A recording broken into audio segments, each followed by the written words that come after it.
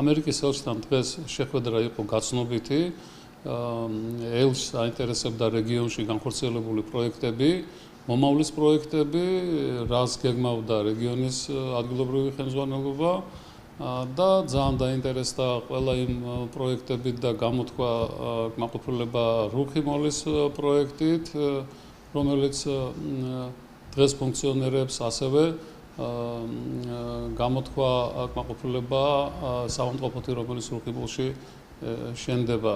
გამოთქვეს სურვილი, რომ რეგიონს დაეხმარებიან კადრების მომზადებაში, დატრენინგებაში, სოფლის მეურნეობის კუთხით, განათლების კუთხით.